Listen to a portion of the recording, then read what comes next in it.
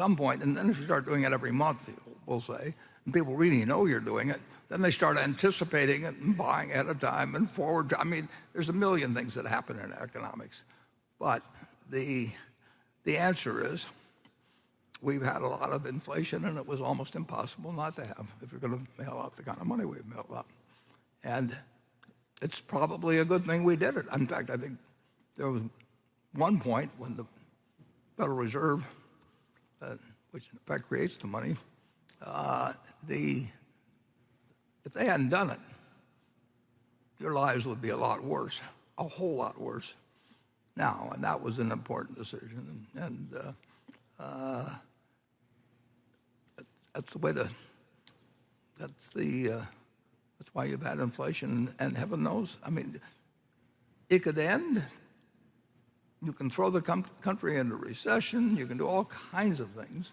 The country's going to have recessions, incidentally, and it's going to have depressions periodically. And things will happen differently. And you'll read a newspaper today, and you'll wonder a year from now, why was I reading the newspaper a year ago? I mean, it's just the way it works. When I bought the first stock in 1942, did I know everything was going to happen afterwards? Of course not. I didn't know a damn thing. But I just needed to have one idea, and that idea wasn't really well formed. It was just probably the way practically every kid felt about the country when we just gone into a war. You know, we thought America was going to win, and America was going to win then. It was going to win just generally, and savings bonds were paying 2.9%. I learned that because we bought them. They called them war bonds originally, and they called them defense bonds, and they called them savings bonds, but they were the same thing. And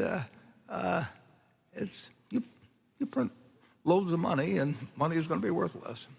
Not worthless.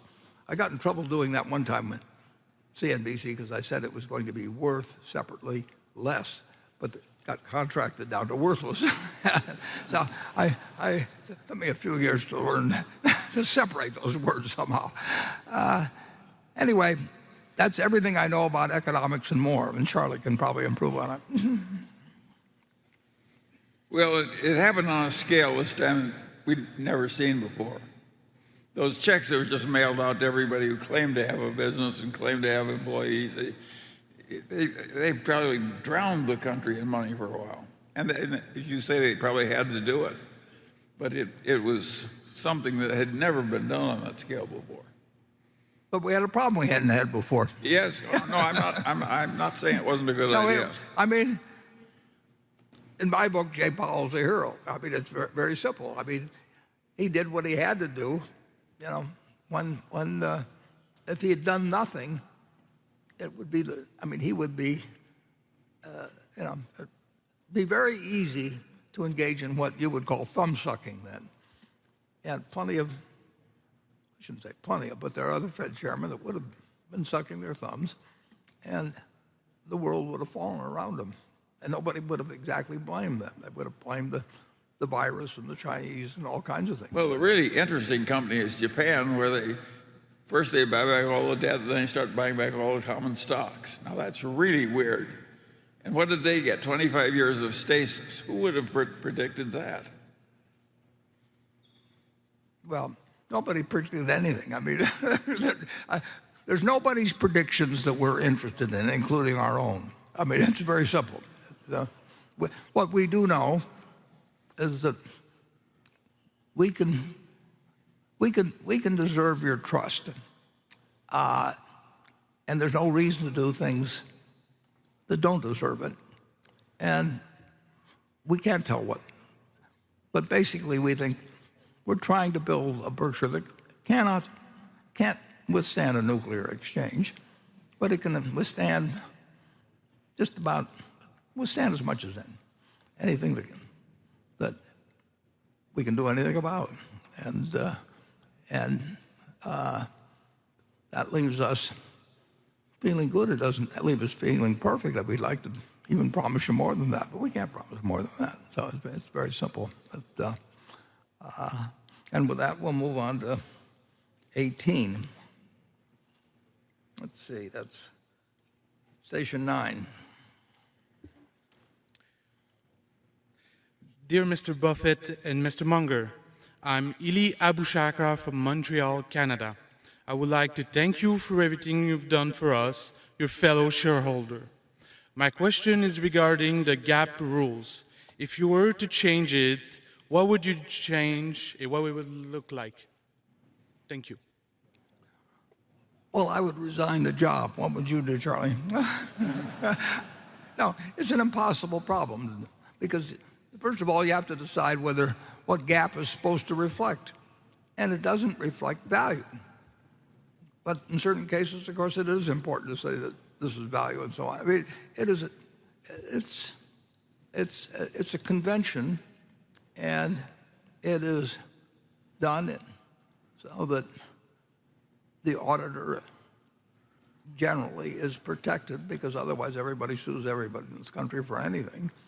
And it's designed to cause people who want to report a given amount of whatever is desired by the market to largely be able to do it. I don't know how I would write the rules. I mean, I've watched people who I would be delighted to have live next to me. You know, if I was going away for 2 weeks and my kids were to stay at somebody's house, it'd be fine with me if they stayed there. If I lost my wallet someplace and they found it, they'd return it to me. But they'd play games with any number that came to them. And of course, it's a very awkward thing to be on the audit committee of a company where people are playing around with the numbers, and they don't want you. If you raise a stink, you've got all kinds of problems. And I actually wrote something some years ago of four. I was kind of anticipating your question about 15 years ago, I guess, and I wrote 4 suggestions for questions to be asked of the audit committee. And I don't know whether I was on the audit committee then of Coke or where. But anyway, it was just clear to me what was happening. But you really had to follow the charade, or you got in all kinds of trouble for doing that too. And so I just put 4 questions out that I would want to know, and they were perfectly logical questions. And in the end, nobody adopted them. I mean, the system was fine as it was. The auditors got sued, but not that often. And the SEC had lots of rules, and I admired the SEC enormously. I think the country is better off because of the SEC, but it is a hopeless problem to devise rules that people can't get around. I mean, it's not. I think it was, who was it that my friend that was a writer said, it's not the illegal things that are outrageous, it's the legal things. It's very hard. You try, and it's worthwhile. You need an SEC, but the SEC can't really stop the stuff that you would find outrageous. Explained, and the auditors have the same question. I mean, the auditors really want rules, and they want processes, and they want it to be so they can operate. Charlie he was on the audit committee of Solomon, and we had probably literally millions of contracts where people put numbers in, and he found that $20 million. We had the largest auditing firm in the country then, Arthur Andersen, as I remember. They're gone now. Yeah, they're gone now, but they were the largest. And Charlie found a $20 million error, I think, one time in an audit. They call it a plug. When your accountant starts talking about a plug, it's not good. Well, I'll tell you a story I haven't told before. You saw in that movie, people who were here saw me testify in August before a subcommittee who were out get their way, and I just decided I was just going to answer every question honestly, and I was not going to try and draw up anything. So I just sat in front of them and said what I knew and didn't know.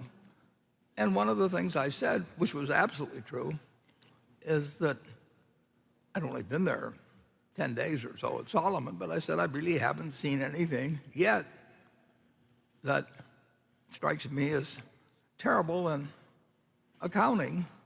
But I've been there 10 days. But this guy who got us in all this trouble, so far, he's the only thing I found. I don't know what else was going to be found. How in the hell could I know what had gone in a place that was doing, incredible numbers of transactions and everything? Well, but I said, what I've seen, the accounting strikes me as legit. About a month later, I was so happy I'd testified earlier, not later. A very fine CFO, and these are decent people. They're very decent people. And he comes in and he said, Warren, there's probably something you should know. And I said, well, what's that? And he said, well, 12 years earlier, or whatever it was, Solomon had merged with Fibro, which was a huge trading company. Solomon was a huge investment banking company. It became this huge powerhouse. And he said, 12 years ago when we merged with him, we sort of couldn't find exactly. They were on a trade basis and we were on a settlement basis. And they said, we've never really figured out how to put the books together. This is the largest audit company in the United States, Arthur Andersen, that's responsible for signing this thing. So we have this number, and every day it moves around, and it's just put in there to make assets equal liabilities. and today it's 173,412,000, it's down to a penny, and tomorrow it'll be something different. And I thought to myself, I am sure glad I testified before Congress a month ago, because I did not know then. But if they ever ask me again, I'm going to tell them exactly what happened. That we just got this number that floats around every day, and we haven't found it in 12 years, and Arthur Andersen doesn't know where it is. and you got to make the assets equal the liabilities, right? I mean, so what else do you do? And that's exactly what happened. And strange things happen in this world. There's one thing the name was the floating plug. Yeah. Yeah. And Charlie's on the audit committee. Yeah. Yeah, the one thing I've always suggested, nobody ever wants to do this. And I can understand why. But you've got trillions of dollars worth of contracts and everything that people are putting down little numbers for every day at banks and investment banks and all over the world. I mean, commodity traders. And at Berkshire, we stick down something. There's certain hedging that even the regulators want us to do in terms of giving utilities, and we put a little number in. And I've made the suggestion once or twice that if you really want to do something sort of interesting, just get some young guy that give him a couple of weeks and pick the 100 most kind of complicated, long-term, lots of wording, derivative contracts, and look at what one side, who promises to do something, values it at, and look at what the other side, who also reports, and just let them do it for 100 operations at random.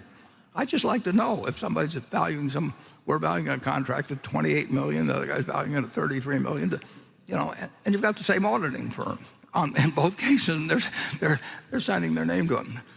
Nobody ever, I don't think anybody's ever done anything with that suggestion.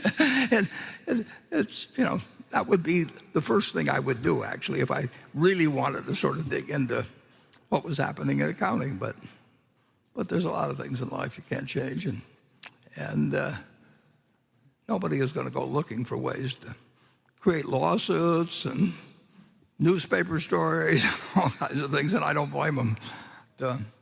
I did. Listen, I brought one thing I just couldn't resist.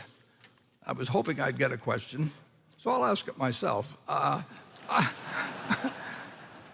was hoping to get a question that how could some guy be so idiotic as to propose a price of $848.02 or whatever it was, or is, for Allegheny Court. And, I mean, isn't that getting a little scientific, you know? And of course, I did provide, when I made the offer, that it'd be $850 less whatever was paid to whatever investment banker they wanted to select, Allegheny in this case. And they're bound to have to do it because Delaware law is developed in such a way that the directors are protected if they get expert opinions, all that sort of thing. So I don't fault anybody in the system, but I just thought it might be useful, actually, maybe to Delaware judges someday, Delaware statute makers, maybe people that are writing papers, who knows? But I suggested that we just, since I'm willing to pay $850 a share for the place as is, you know, if the audit fees are, if the advisory fees are 10 million or 40 million, that it makes a difference to someone. And it's always made a difference to us as the buyer, but that's just the way the game was. Well, there's a little history to that. And I went back, and there's been twice nobody's ever paid attention to this, but there's been twice in the history of Berkshire Hathaway, 57 years, twice that Berkshire was required to get a fairness opinion. And it was perfectly logical that we be required to get a fairness opinion in those two cases, because in one case, Diversified Retailing, which was a company I was invested in both of them that came out of our partnership, but one had a group of shareholders that were different than the other group of shareholders at Berkshire, and the two want to merge. So you have two companies with me being the biggest beneficiary in between.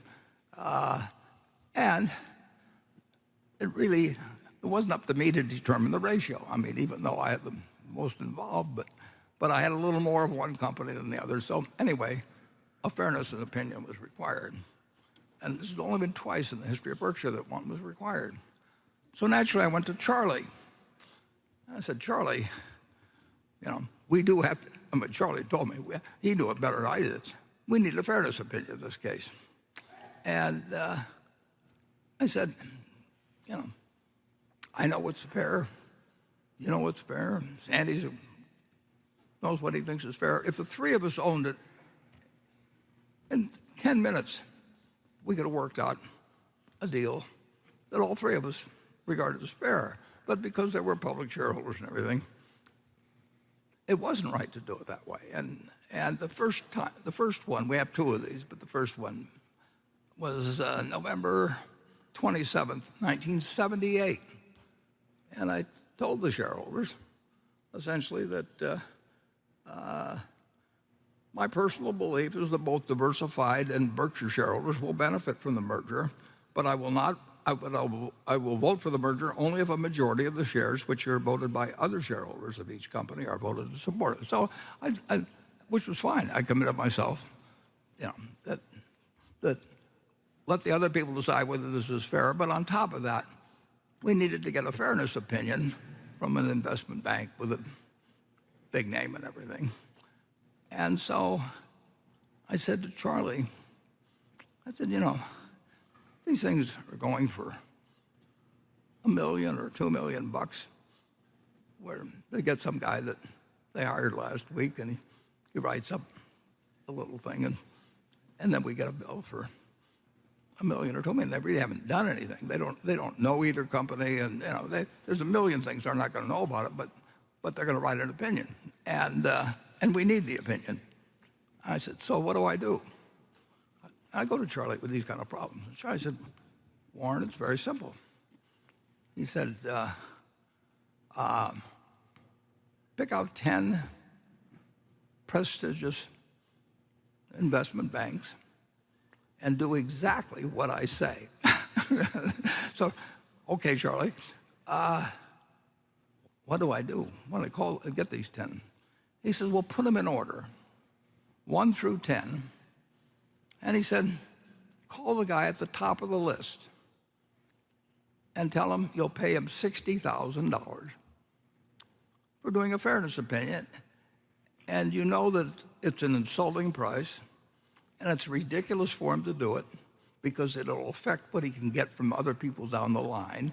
They'll look back and they'll say, well, Buffett only paid $60,000. Why should I pay $2 million? And but he says, just tell him that's what you'll pay. And if they're insulted by it, which they probably should be, then you'll go to number 2. And they'll offer them the same deal. And you'll just keep going down until you get to number 10. And if you don't have anybody by number 10, you've told the other people, you'll come back to number 1 again. And you'll say, well, I'll pay $80,000. And then you'll go down the list and everything. Well, so I picked 10 names out. And number 1 name was Jack Shad. And Jack Shad was a friend of Tom Murphy's, a friend of Bill Ruane's, and he was running E.F. Hutton, and he was a very, very, very successful investment banker. I didn't know him as well as the others, but I'd met him through my friends. So I called up and I said, Jack, I said, I've got this crazy request. He says, only because everybody admires you so much, and my friends are your friends, and blah, blah, blah, and E.F. Hutton is so well regarded. I said, I'm going to do something I'm going to ask you something that is totally against your interest, and I fully understand the fact that you're going to say, you're an idiot to call me on this and slam down the phone. But I said, Jack, here's our procedure. And I described this procedure that he gets called first, and if he turns it down, then I go to Payne Weber, and then I go to and I go through it. And I tell him, there's these 10 people. And if we don't get any yeses, I'm going to come back to you again, and I'll offer you 75, and we'll do the same thing till somebody says yes.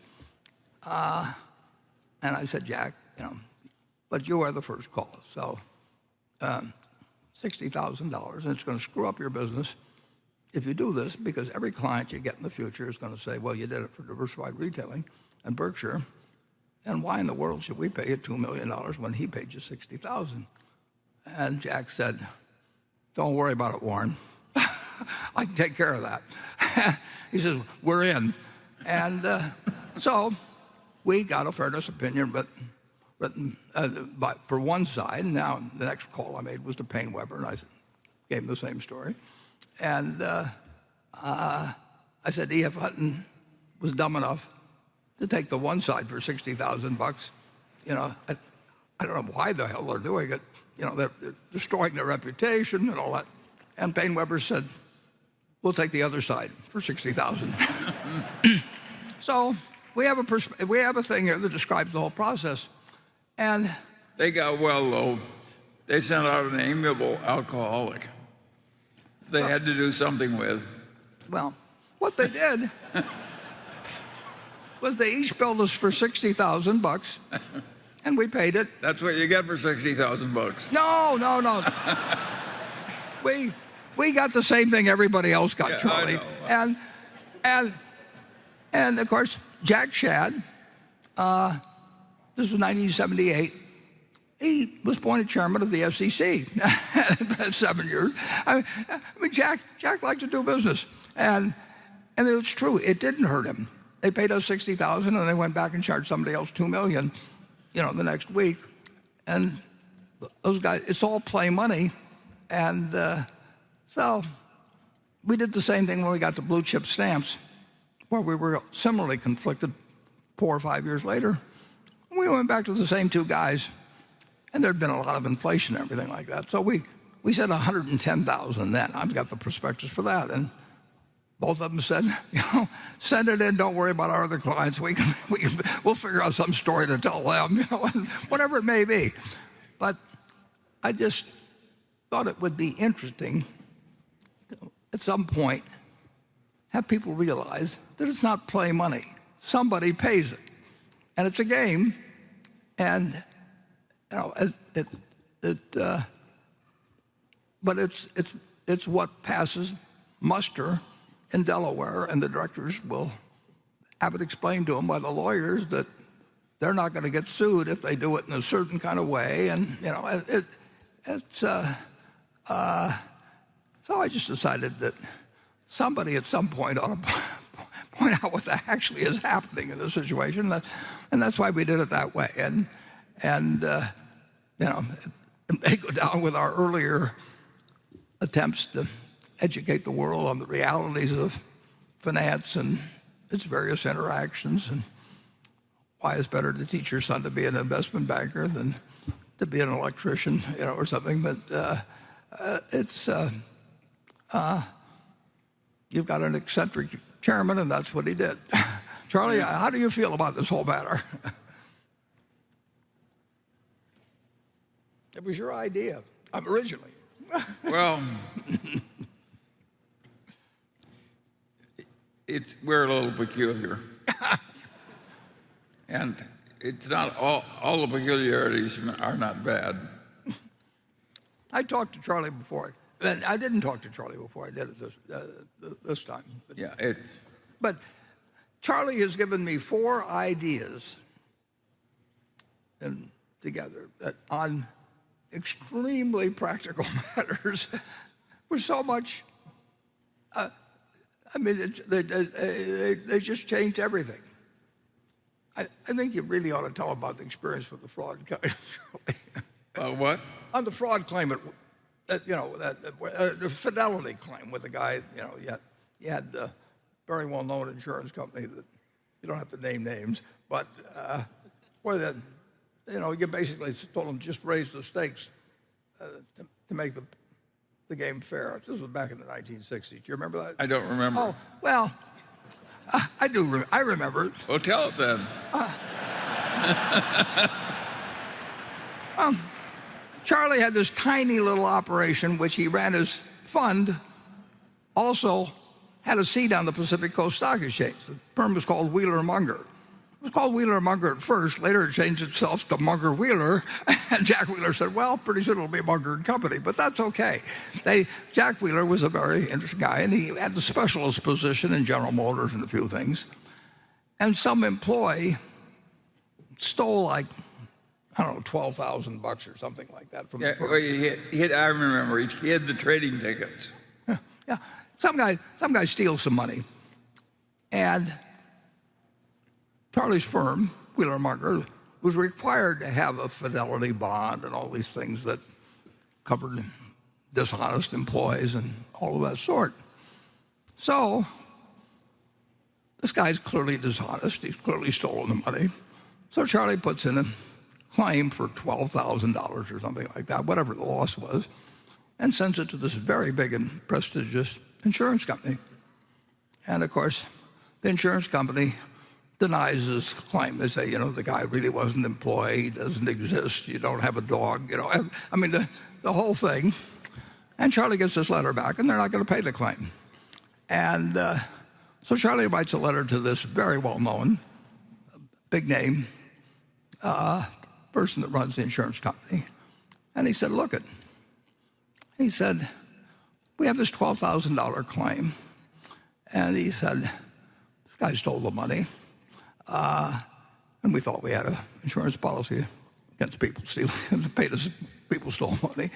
And he said, we're in this very interesting position because you've got a bunch of people on the payroll, and they're going to get their weekly check or monthly check, whatever they do. So they just say, we're not going to pay, and life goes on. Whereas I'm sitting here, and I've got my time. I got to work on this thing, and it isn't worth the $12,000 for me to fool around with this claim against the company, and they'll appeal it and all these things. So he said, I know that you would be offended by the thought that you might be using this inequality of bargaining position to avoid paying at the claim. That never could be your intention. So what I suggest, in order to really live up to your code of behavior is why don't we make the $12,000 claim, we'll just multiply it by 10 and call it 120,000 either way. And if you lose, you pay me 120,000. If I lose, I'll pay you 120,000. Now it's worth my while. And he addresses the letter to the chairman and says that's the guy. He gets a $12,000 check by return mail. It's not a bad lesson. He's told me two others, but the tricks are too good. I don't even want to share them now. I may use them myself someday. Okay, let's go to Becky. We got a lot of questions on this topic. I'll ask this one that came from Raj. He says, have you changed your views on Bitcoin and/or cryptocurrency in any respect? I'm conflicted about this because his own views have slightly evolved during the past 2 years from Bitcoin as a fraud and waste to Bitcoin is in a speculative bubble but might have some uses. Well, I shouldn't answer any questions on the subject, but I will. There's all kinds of people watching this that are long Bitcoin, and there's nobody that's short, and nobody wants their windpipe stepped on. And I don't blame them. I don't like people who step on my windpipe. But I would say this, that if the people in this room owned all of the farmland in the United States, and you offered me a 1% interest in it, and you said for a 1% interest in all the farmland in the United States, pay our group, well, let's see, 10 trillion, pay us this bargain price, $25 billion. I'll write you a check this afternoon, $25 billion, now I own 1% of the farmland. If you tell me you own 1% of the apartment houses in the United States, and you offer me a 1% interest, so I'll have a 1% interest in all the apartment houses in the country, and you want whatever it may be for it, then call it another $25 billion or something. I'll write you a check. It's very simple. Now, if you told me you owned all of the Bitcoin in the world and you offered it to me for $25, I wouldn't take it because what would I do with it? I have to sell it back to you one way or another. I mean, maybe I have the same people, but it isn't going to do anything. The apartments are going to produce rental, and the farms are going to produce food. And if I've got all the Bitcoin, I'm back where whatever his name was, who may or may not have existed, was 15 years ago. If I've got it all, he could create a mystery about it. But everybody knows what I'm like. I mean, so if I'm trying to get rid of it, people will say, well, why should I buy some Bitcoin from you? I mean, why don't you call it Buffett coin? Make your own or something. What? Do something. But I'm not going to give you anything for it. And you'd be right, incidentally. But that explains the difference between productive assets and something that depends on the next guy paying you more than the last guy got. Now, net, if you look at it, a lot of commissions have been paid, and there's all kinds of frictional costs that are very real that somebody has paid to a bunch of people who facilitate this game. But whatever one group of the public has taken out, or one group of owners, has come in from other people. I mean, other people have entered the room and they move money around, but there's no more money in the room. It just changed hands with a lot of maybe fraud and costs involved, and a whole bunch of things. You lose, you forget the numbers or forget the equation. You can do that with a lot of things. I mean, it's been done throughout history. Certain things have value that don't produce something tangible. I mean, you can say a great painting, probably will have some value 500 years from now. May not, but the odds are pretty good that if it was a big enough name, at some point, there will be a few things. I mean, you can find something. If somebody wants to sell you a pyramid or something, and you can charge the viewers, or it'll be around a long time and won't produce anything. But people will find it interesting to go there because I've read about the pyramids. But basically, assets to have value, they have to deliver something to somebody, and there's only one currency that's acceptable in the United States. I mean, you can come up with all kinds of things. We can put out Berkshire coins, or we can put up Berkshire money or anything like that. But we get in trouble, I guess, if we call it money. But in the end, this is money, and there's no reason in the world why the United States government, whose currency people prefer, there's just under 2.3 trillion just of these little pieces of paper floating around some places, 7,000 for every man, woman, and child in the United States. And of course, most of them probably aren't in the United States. Who knows? But this is the only thing that's money. And anybody that thinks the United States is going to change to where they let Berkshire money replace theirs, is out of their mind. I mean, so anyway, with those few deficiencies, you can, whether it goes up or down in the next year or 5 years, 10 years, I don't know. But the one thing I'm pretty sure of is that it doesn't multiply, it doesn't produce anything. It's got a magic to it, and people have attached magics to lots of things. I mean, the gold on Wall Street, create magic. We are not an insurance company; we're a tech company. Well, they're an insurance company, but a dozen people or so have raised a lot of money. They just say, just don't pay any attention to the fact that we sell insurance. We are a tech company. Well, in the end, they wrote insurance, and overwhelmingly, they've lost a lot of money since then.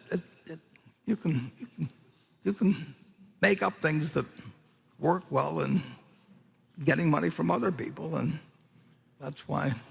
Well, I have a slightly different way of looking at it. I'll sell you some then. Well, in my life, I try and avoid things that are stupid and evil and make me look bad in comparison with somebody else. And Bitcoin does all three. And in the first place, it's stupid because it's very likely to go to zero. In the second place, it's evil because it undermines the Federal Reserve System and the national currency system, which we desperately need to maintain its integrity and government control and so on. And third, it makes us look foolish compared to the communist leader in China. He was smart enough to ban Bitcoin in China. And with all of our presumed advantages of civilization, we are a lot dumber than the communist leader in China. Yeah, and when 25% of the people of the country get mad because we've said what we've said today, just remember Charlie spoke last and was the most.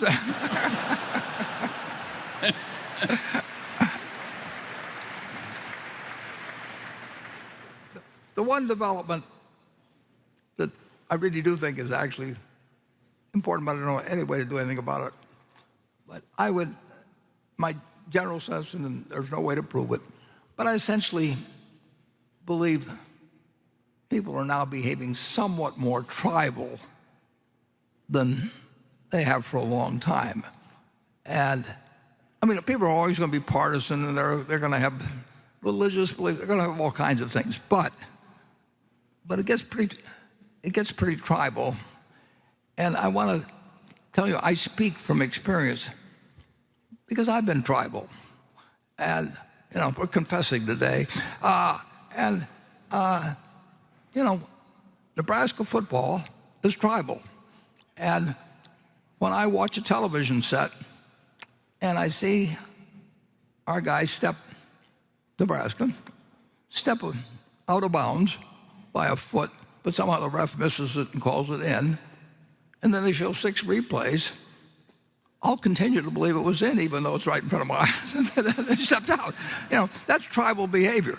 And it's fun. I mean, to participate in. But it can get very dangerous when one group of people say 2 + 2 is 5, and another say it's 2 + 2 is 3, and they're going to give you those answers if you call them. And the interesting thing is, to me, at least, and partly because of my age, but I actually think that, just from memory, that the last time that the country was seen as tribal was actually when I was a kid and Roosevelt was in. Either you hated Roosevelt or you loved him. I mean, nobody cared about the fact Alf Landon was running or Wendell Willkie was running against him. They just had these feelings. They either had Roosevelt's picture on the wall and named their kids after Roosevelt, or they hated him. And they thought he was going to, no third term, and, a million things. And the country was very, very tribal in the 30s, but Roosevelt's tribe was bigger. And in my opinion, they did some wonderful things, but I happened to grow up in a household where we didn't get served dessert until we said something nasty about Roosevelt. I mean, I'm speaking. And believe me, if you don't get dessert, you're going to say something nasty about Roosevelt. And so you trained them young, and all kinds of things. And so I think I've seen a period that it wasn't that way when, if Eisenhower was running against Stevenson or whatever it might be. I mean, people, they had a partisan behavior, and they had a certain amount of tribal always. But I don't think it's a good development for society generally when people get tribal, regardless. I mean,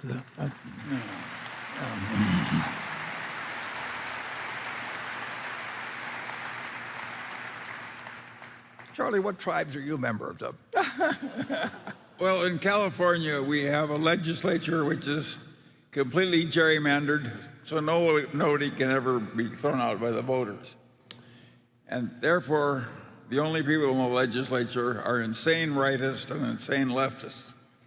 And they get together every 10 years, and there's usually 6 moderates somewhere in the legislature. And so they rejigger all the districts to throw them out, because neither party can stand them. Now, that is government in California. Yeah. And you live there and you have to go back? Yes. I'm sure you'll have a welcome. And I prefer living there to living in Russia.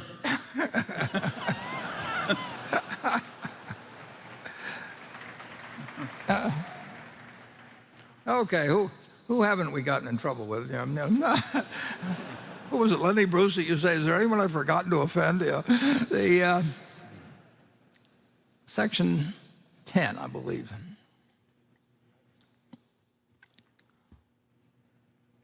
Hello, Mr. Buffett and Mr. Munger.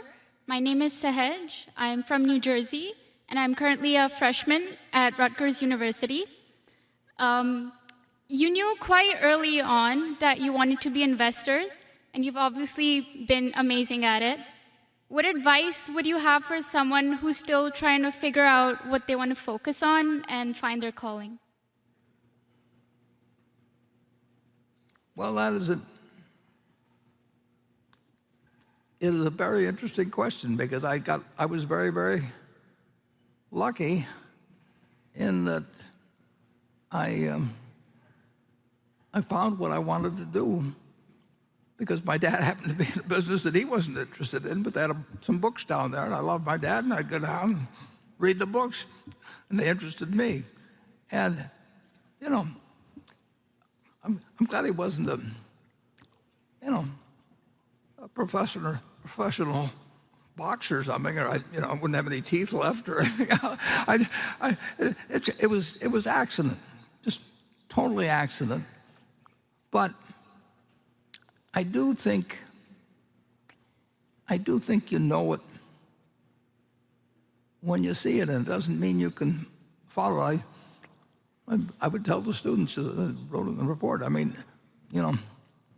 out what you love doing it. You spend most of your life doing it, and why in the world would you want to be around for a lifetime working with people that you didn't like unless you had to, which sometimes happens, and just work for whomever you admire the most. And I gave the talk at Stanford one time, and somebody showed up at Tom Murphy's office, I think, a couple of days later. That person was right. And of course, it's what I did when I got out of school. I wanted to work for Ben Graham. I didn't care what I got paid. It didn't make any, it just is. I just knew that that's what I wanted to do. And then I pestered him for 3 years, and he finally hired me. And then I found somebody else that I'd even rather work for than Ben, who happened to be myself. So I've been working for myself ever since. But I had about 4 bosses in my life. Down the Lincoln Journal, name slips my mind at the moment. He's a wonderful boss. It was Cooper Smith at J.C. Penney's here in Omaha, and they all were wonderful people. But I still preferred working for myself. And of course, Charlie and I both worked for my grandfather, and we just didn't find it that interesting. I don't remember why'd you ever decide to go to work at the store, Charlie? Charlie worked there in 1940. I worked just for the experience of working. I didn't need the money. My father gave me an ample allowance, and I also had a private business. So I was kind of working as a lark in your grocery store. 12 hours a day? Yes. For a lark? Yeah, as a lark, yes. Do you consider that a good investment of your time? I'm looking back on it. Well, I had never done it before, and I wanted to have a little of that experience, and I wasn't going to do it very long. That sure as hell wasn't the reason I worked. Well, but I could give that young lady the advice, figure out what you're bad at and avoid all of it. Yeah. That's the way Warren and I found our profession. Absolutely. We failed at everything else. We worked at everything till we found the ideal employers ourselves. And that was something we really admired. Yeah, I know. Warren said work for somebody you admire. The only one he knew was the one he was shaving. Self-employed. You could see when he was shaving. But it isn't bad advice. It isn't bad advice. Who wants this? If they've got an option. If you're, Charlie went into the service in whatever year it was in the 40s, and he didn't really have a choice of who he was going to work for. And as I remember, it didn't really work out that well who you worked for, Charlie, did it? Well, if you stop to think about it, the two things that neither one of us has ever succeeded at. One, we've never succeeded at anything that didn't interest us, right? Right. And we've never succeeded at anything that was really hard where we didn't have much aptitude for it. Yeah, and we've been doing whatever we please for 60 years now. And we get, we have fun in our way. And I'm just amazed. You'd think if you're smart, you could do things that don't interest you well, but you can't. Well, I've certainly got a lot of examples in my own case, but we won't get into them here. And we will go to Becky. This question comes from Foster Taylor in Tulsa, Oklahoma. He said he recently listened to the Berkshire Hathaway 2008 annual meeting where you talked about global oil production. At the time, you talked about major ramifications if global oil production went below 85 million barrels in 25 years. We are at the 14-year mark and global oil production looks to be 79 million barrels. At the same time, we're depleting our strategic oil reserves. Should the United States be doing something differently, and do you see consequences to these actions in the next 10 years if we do not become more proactive? Well, Charlie's the expert on oil. Well, that Only compared to me. Samuel Johnson said it's hard to determine the order of precedency between a louse and a flea. It's hard to tell which of us is more incompetent in oil. Yeah, we're still competing. I have a different view on this subject. I like having big reserves of oil. If I were running the benevolent despot of the United States, I would just leave most of the oil we have here, and I'd pay whatever the Arabs charge for their oil, and I'd pay it cheerfully and conserve my own. I think it's going to be very precious stuff over the next 200 years. And nobody else has my view, so it doesn't bother me. I just think they're all wrong. Yeah.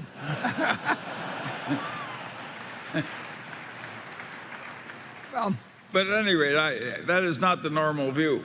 and we've been pretty flexible in our own view. I mean, actually, the federal government is serving up however many billion barrels of the stuff that into the economy, and it wasn't that long ago that the idea that anybody produced a barrel of oil was somehow something terrible. I mean, just try doing without 11 million barrels a day and see what happens tomorrow. It is something that everybody has a feeling on immediately, and this gets into a whole bunch of different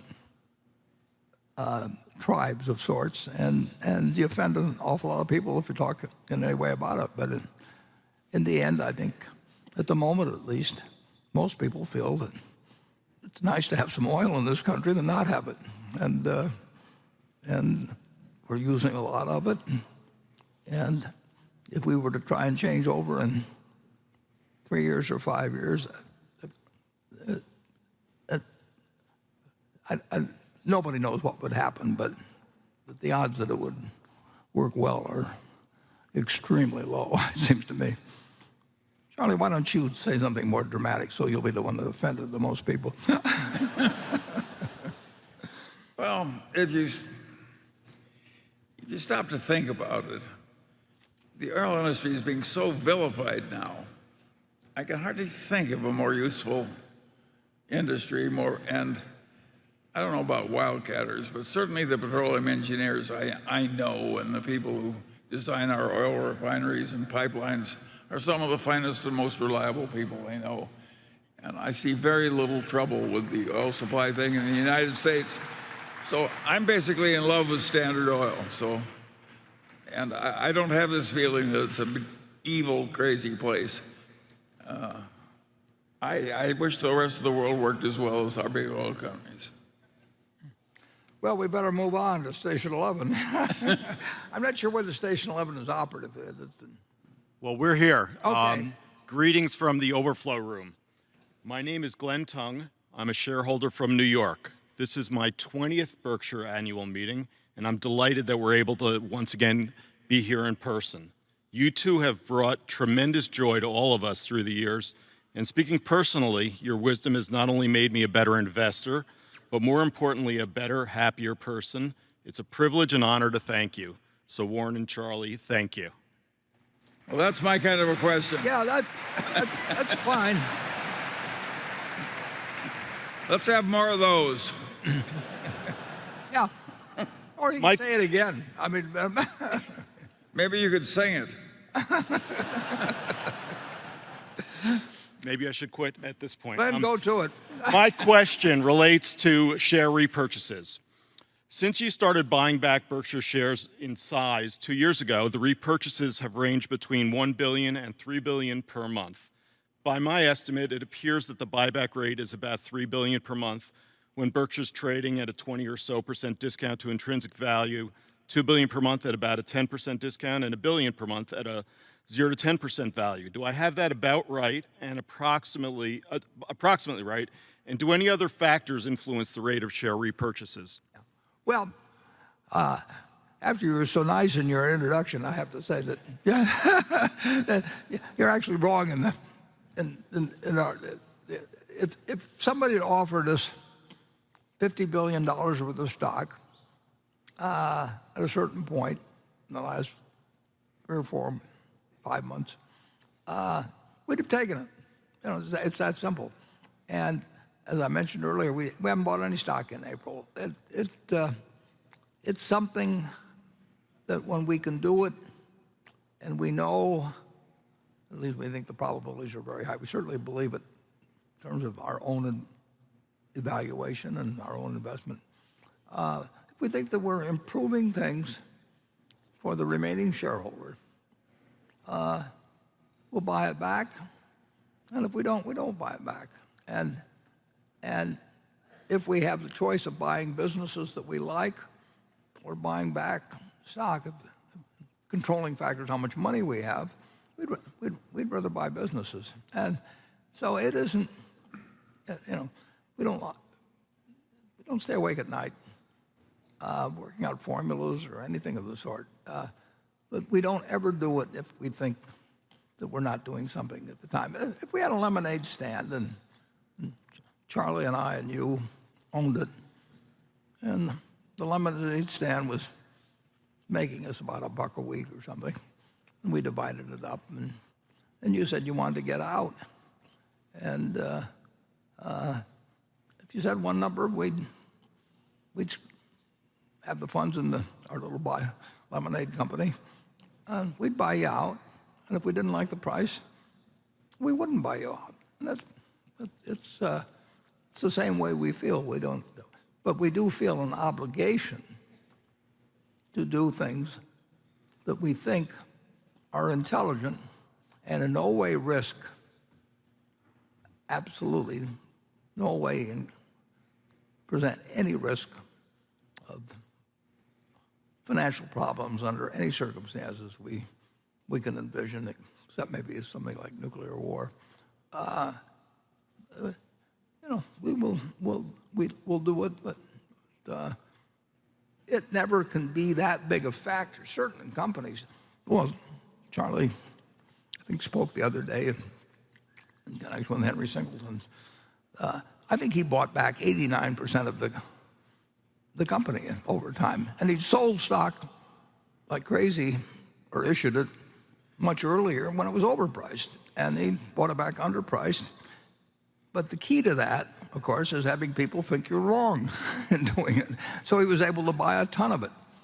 And there's some other companies that have bought a ton of it, and Berkshire isn't going to get the chance to do that because if people think we're buying, we've got sensible shareholders, is what it amounts to. If we had the same group of shareholders that own 2-day puts, and they were our shareholders, we'd buy back the whole company, you know, in a very short period of time.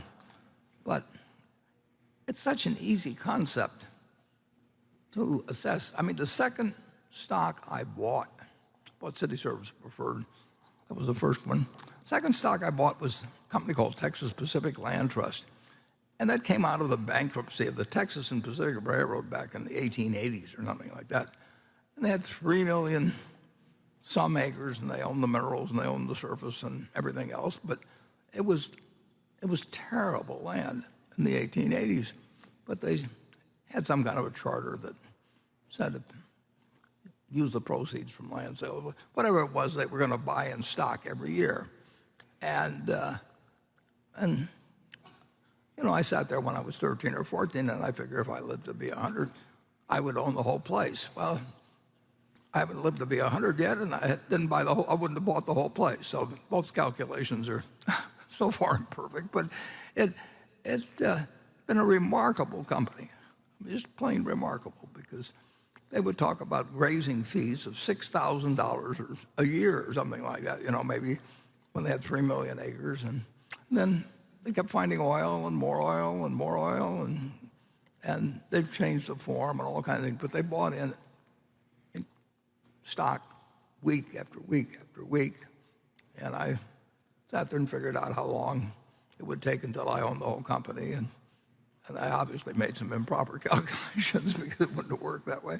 But it still was apparent to me that it would be a very good idea if they had 3 million acres down there, that if they got all through with it and they kept their mineral rights and all kinds of things, which they were doing, it ought to, at a very cheap price, it ought to work out well for anybody who sat around for a long time. And it has worked out extremely well for anybody who sat around a long time, but nobody knew that they were going to find a lot of oil, and that eventually El Paso would grow out far enough so that the surface lands became worth some money, that they were somewhat near El Paso.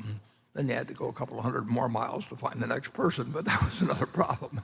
So it's just so, some of the stuff is so simple, but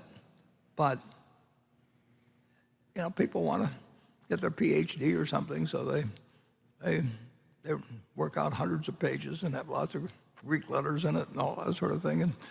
And either you're buying out your partner at an attractive price, or you're not buying them out at an attractive price. And if you got the money around to do it and the price is attractive, you don't have some other opportunities, why not do, you got to come out ahead by doing it. And if you've got other things that are more intelligent, you don't do it. And if it isn't intelligent on an absolute basis, you also don't do it. Charlie, have you got anything to add to that? What were you doing in 1943? You were in the service, and Warren, we'd be crazy if we didn't rather enjoy having come a considerable distance from small beginnings. And to do that in good company, it's a favored life. Yeah. We've been very fortunate. Yeah. And tomorrow,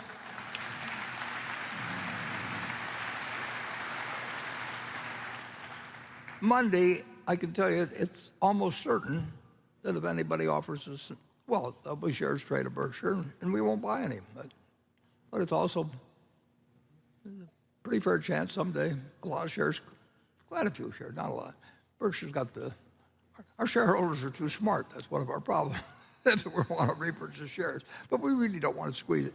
We don't want to squeeze out anybody, but we also are here to do things that increase the value for the people who stick with us. I mean, it's not very complicated, and there'll be times when we'll do it, and there'll be times when we won't. But there won't be any formula, but there will be the principles that I've just expressed, and my guess is that my successor and their successor will have a similar calculation, because we're looking for people that are rational and devoted to Berkshire. So, Glenn, thanks for coming. And Becky, you're next. This question was sent in by Dave Shane from Brooklyn, New York. He's responding to something he heard earlier today. He said, in the future, will Greg be able to act with the same spontaneity that you mentioned earlier and make immediate multi-billion-dollar decisions without board approval? Well, my guess is that the board, it's just, they respond as people do. They'll put some more restrictions, or they'll have some more consultation on a lot of matters or some matters, than they do with me. I mean, they won't need to, but they'll feel that they haven't had the experience, they haven't seen them as long, and a whole bunch of things, and they'll feel that the Delaware law protects them better. And incidentally, they don't have directors and officers liability insurance. I mean, virtually every company on the New York Stock Exchange has it, and we just don't buy it. I mean, come on the board and you're a trustee for a whole bunch of people that trust you and me. I'm talking about the directors and me. Fine, but it's very interesting. People go on museum boards, and they're expected to contribute. People go on college boards, and they're expected to contribute money. And they say it's a great honor to be on a university board or museum board or whatever. It's a great honor, and therefore you should raise money for us. Well, frankly, I think our board's more interesting than being on a university board or a hospital board or something. I wouldn't know what they were talking about anyway, and on museum board or art board. So,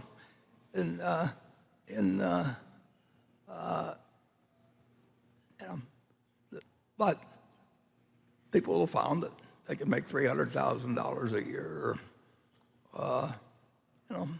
which is way more, which is enormously important to some people and is meaningless to others. And I mean, the chances are, if somehow they'd arranged it so that directors didn't get paid at all, there'd be plenty of people who wanted to be directors. And there'd be a prestigious sort of thing and all that. But in effect, it's money that comes very easily. The whole idea of the independent director, frankly, it just doesn't really make any sense. You don't think a director is independent who needs $300,000? He needs the money. Year? Yeah, I mean, he's independent the way a slave is independent. I am going to read a few sentences which are absolutely the case. Except I'm doctoring. There's just I don't want anybody to be identified, obviously, with this. And these are word for word excerpts. I'm not telling you whether it's a woman or a man. I'm going to use a male pronoun because it's easier. But I picked out a few sentences from a letter I received many years ago. And this letter said, "I'm writing to you with a great deal of reluctance and a sense of personal embarrassment. I have tried all of the conventional means of raising the money." This person needed a couple $1 million. And I wouldn't have known the person if I saw him on the street. But it wrote this letter and said, "I need a couple $1 million. And then this is the item that I think you might find interesting. And I've kept the letter. "My income is composed 100% of my board fees." Well, I just looked him up, and at the time, he was a director of 5 prestigious companies, and had been directors of others, and he's going to be director of a whole bunch of things. But he was desperate for money, and he says he's getting 100% of it for board fees. And he was an independent director, classified as an independent director at every one of these companies. It's just astounding to me that we're going to have a shareholders meeting in just a couple of minutes. We're going to start it, and it's just astounding to me that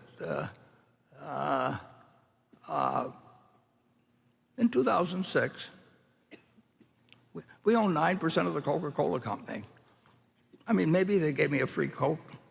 I mean, but we own 9% at Berkshire Hathaway. We obviously cared about the future of the Coca-Cola company, and just so happened in that year, CalPERS and a few others recommended that we be voted against for something or other, and at one time there were 2 big institutional investors that voted because they didn't think I was independent, because Dairy Queen bought some Coca-Cola, or actually the people that had our franchises bought some Coca-Cola. I mean, do they think I can't add things and if we've got billions and billions and billions of dollars that I'm going to be compromised? But it's just nutty. And so one year my vote fell from 96%, yeah, maybe it was 98% vote approval to 84% because I I forget whether it's 2004, 2000, somewhere along the line, they just decided that I wasn't the right sort of person to be able to handle these responsibilities. And the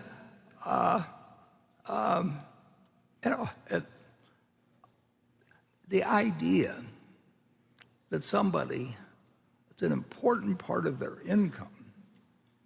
I mean, what they want, they may want to do a lot of other good things. It doesn't mean they're terrible people. But if the difference is whether how you live, and in this case, whether the person would go broke, how in the world you can call somebody like that independent and say that anybody owns a lot of, maybe Walter Scott's, not independent, or maybe, it's just ridiculous.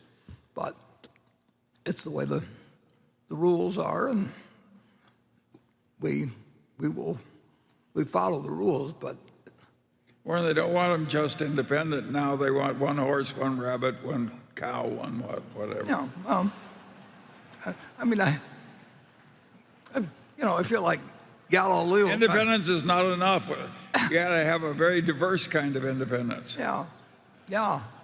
And if you desperately need the money, in this case, 100% of the income coming from it, you're on 5 of the most prestigious boards in the country, and classify as independent on each and other, and all you're hoping is that your CEO gets called by another CEO and says, "Is this guy okay?" And you say, "Of course he's okay," which means, of course, he doesn't cause trouble, and so he gets on a 6th board. Anyway, I know. All I say is it's not our idea of an independent director. No, it's all a little crazy, which brings us to the fact that we're now going to have our annual meeting here.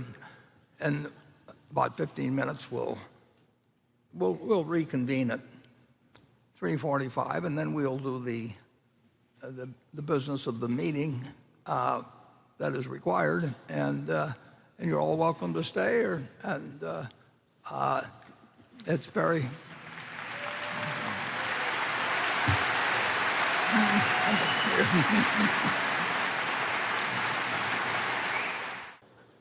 We're now come to the moment you've all been waiting for.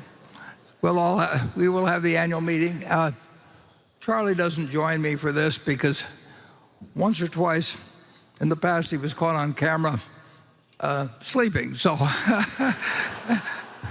we've solved that one. And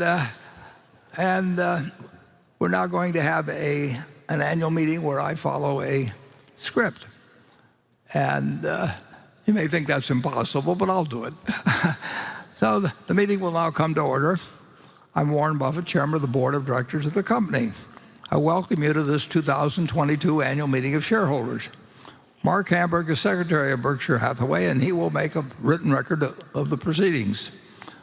Rebecca Amick has been appointed Inspector of Elections at this meeting, and she will certify to the count of votes cast in the election for directors and the motions to be voted upon at this meeting. The named proxy holders for this meeting are Greg Abel and Mark Hamburg. Does the Secretary have a report of the number of Berkshire shares outstanding, entitled to vote, and represented at the meeting? Yes, I do. As indicated in the proxy statement that accompanied the notice of this meeting that was sent to all shareholders of record on March 2nd, 2022, the record date for this meeting, there were 614,692 shares of Class A Berkshire Hathaway common stock outstanding, with each share entitled to 1 vote on motions considered at this meeting, and 1,287,633,719 shares of Class B Berkshire Hathaway common stock outstanding, with each share entitled to 1/10,000th of 1 vote on motions considered at this meeting. Of that number, 423,719 Class A shares and 759,159,354 Class B shares are represented at this meeting by proxies returned through Thursday evening, April 28th. Okay, and I will interrupt this meeting for 1 second to announce that we're still selling things next door, and we've sold 15 boats. So with that brief commercial, and if anybody leaves, I will not be offended. Thank you. The number represents a quorum, and we will therefore directly proceed with the meeting. The first order of business will be a reading of the minutes of the last meeting of shareholders. I recognize Ms. Sudecker, who will place a motion before the meeting. I move that the reading of the minutes from the last meeting of shareholders be dispensed with and the minutes be approved. Do I hear a second? I second the motion. The motion is carried. The next item of business is to elect directors. If a shareholder is present who did not send in a proxy or wishes to withdraw a proxy previously sent in, you may vote in person on the election of directors and other matters to be considered at this meeting. Please identify yourself to one of the meeting officials in the aisle so that you can receive a ballot. I recognize Ms. Sudecker to place a motion before the meeting with respect to election directors. I move that Warren Buffett, Charles Munger, Gregory Abel, Howard Buffett, Susan Buffett, Stephen Burke, Kenneth Chenault, Christopher Davis, Susan Decker, David Gottesman, Charlotte Guyman, Ajit Jain, Ronald Olson, Wallace Weitz, and Merrill Whitner be elected as directors. I second the motion. It has been moved and seconded that the 15 individuals named in Ms. Decker's motion be elected as directors. The nominations are ready to be acted upon. If there are any shareholders voting in person, they should now mark their ballot on the motion. Ms. Amick, when you are ready, you may give your report. My report is ready. The ballot of the proxy holders in response to proxies that were received through last Thursday evening cast not less than 449,190 votes for each nominee.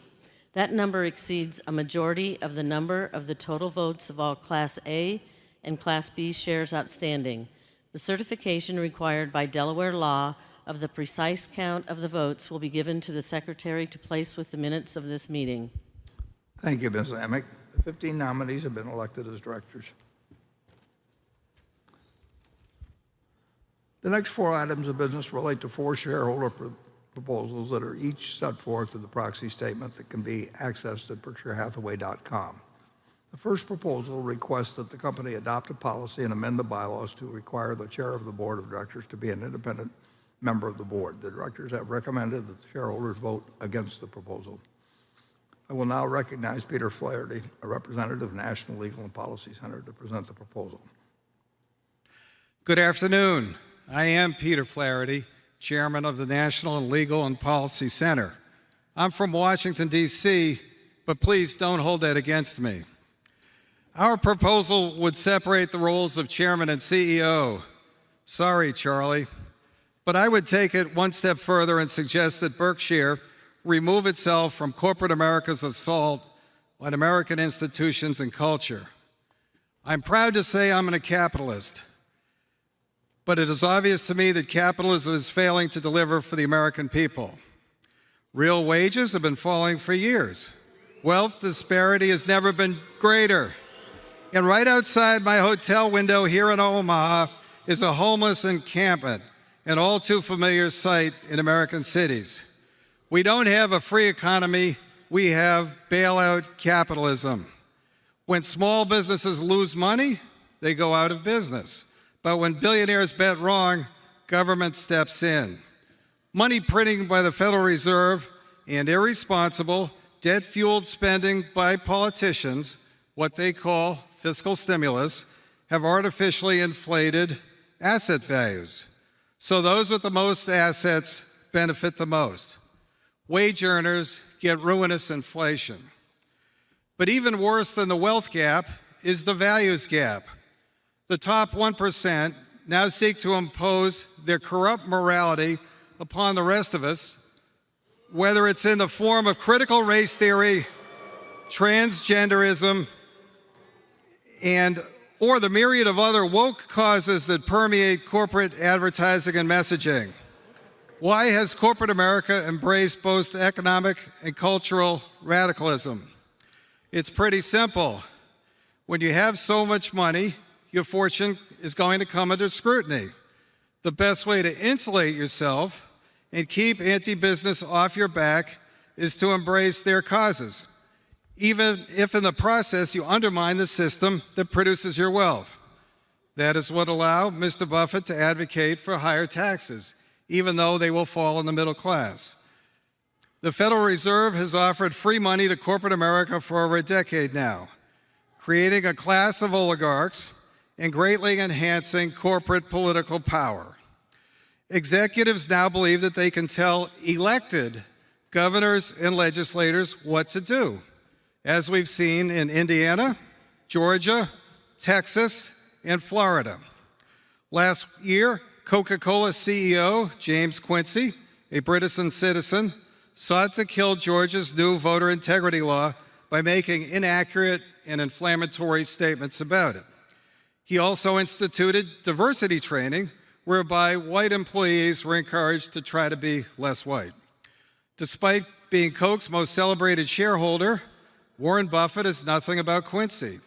In fact, Mr. Buffett jumped on the America is racist bandwagon by signing a statement by corporate leaders suggesting that Republicans seek to restrict ballot access based on race. All this did not prevent Coke from sponsoring the Winter Olympics in China, which has never had a free election, and where minority communities are the victims of genocidal policies. And what about Apple? A large part of Apple's supply chain is in China. The company removes apps from the App Store at the request of the Chinese government because they are used by human rights activists. And of course, Apple is the world's most successful corporate tax minimizer, famous for routing profits through offshore tax shelters. Over at American Express, the company instituted an anti-racist initiative for employees that teaches that capitalism is fundamentally racist and requires workers to engage in an exercise to determine whether they are the oppressor or the oppressed. Activism by woke CEOs may be reaching its limits. The people of Florida are fighting back against Disney's Robert Chapek, who not only embraces the view that gender is a form of oppression, but that kindergartens must be forced to confront it. Mr. Buffett has praised the brand endurance of Disney's characters and the trust parents place in its content to be safe and appropriate for children. But now the company is adding warnings to Dumbo, Peter Pan, and Aladdin about the stereotypes they allegedly portray. And poor Prince Charming has been excised for kissing Snow White, quote, unquote, without consent. Warren Buffett has yet to address the crisis dripping corporate America, and I fear he never will. Yes, Berkshire may be a holding company, and Mr. Buffett may stay out of the way of managers. But what happens when these executives use their companies to wage a social revolution that most Americans don't want? Is he not responsible? He can't have it both ways. In this country, wealth has been admired and even celebrated because our system allows anyone to become rich. But what happens when Americans suddenly find their history and future under attack by corporate America? The social compact that permits such affluence will be broken. Mr. Buffett, if you are the face of the capitalism, why don't you do something to save it? Thank you. Okay. Thank you, Mr. Flaherty. Well, if there are any shareholders voting in person, they should mark their ballot on the motion. Ms. Amick, when you're ready, you may give your report. My report is ready. The ballot of the proxy holders in response to proxies that were received through last Thursday evening cast 72,298 votes for the motion and 421,181 votes against the motion. As the number of votes against the motion exceeds a majority of the number of votes of all Class A and Class B shares properly cast on the matter, the motion has failed. The certification required by Delaware law of the precise count of the votes given to the Secretary to be placed with the minutes of this meeting. Thank you, Ms. Amick. The proposal fails. The second proposal requests that the company publish an annual assessment addressing how the company manages physical and transitional climate-related risks and opportunities. Directors have recommended the shareholders vote against the proposal. I will now recognize Tim Humans, a representative of Federated Hermes, to present the proposal. I thank the chair, the board, and fellow shareholders. I'm Tim Yeomans, lead North America, EOS at Federated Hermes, here today to talk about ballot item 3, a proposal that is co-sponsored by Brunel Pension Partnership Limited, represented by EOS, Caisse de dépôt et placement du Québec, California Public Employees Retirement System, and State of New Jersey Common Pension Fundee on behalf of their combined millions of ultimate beneficiaries. EOS, CalPERS, and CDPQ co-sponsored a similar proposal last year, asking the company to commence climate-related risk reporting, which the company has not started. The context for this year's parent company climate reporting proposal is, however, different in 3 ways. First, we've added New Jersey Common Pension Fundee. Second, we stand before this annual meeting of shareholders backed by, in our estimate, the majority of non-insider votes cast at last year's annual meeting. We provided the company tallies showing that the majority of non-insider votes cast supported last year's proposal, and Glass Lewis has also corroborated this result. The company disagrees, but has not shared its reasoning. Third, the parent company began engaging with the co-sponsors this year, and the company recently published a supplement to the chair's letter from Vice Chair Abel discussing climate change matters in the company's energy and rail subsidiaries. Also, the parent company's audit committee has amended its charter to now include climate risk oversight. We welcome the company's new engagement approach, Vice Chair Abel's supplement, and the revised audit committee charter. However, these changes do not address in any meaningful way what last year's non-insider majority-supported shareholder proposal asked for, and what this year's ballot item 3 asked for, which is that the parent company should, A, commence annual climate-related financial reporting for its subsidiaries where material, and for the parent company as a whole following the recommendations of the task force on climate-related financial disclosures. B, explain how the board oversees climate-related risks for the combined enterprise, and C, explore the feasibility of the parent company and its subsidiaries establishing science-based greenhouse gas reduction targets. Here is why all shareholders, including the non-insider shareholders who supported last year's shareholder proposal, should once again this year tell the board to change course and support parent company climate risk reporting. Vice Chair Abel's supplement talks about emissions reductions.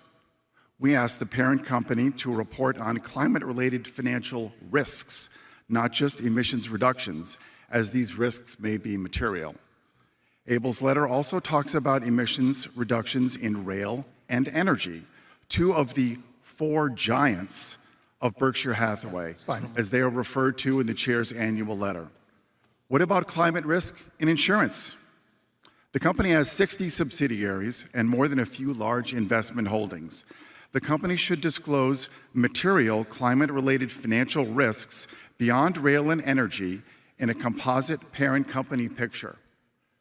We asked the company to allocate a small portion of its more than $100 billion in cash equivalents to climate risk reporting at the parent company level. Climate financial risk may be significant, even material at the parent company.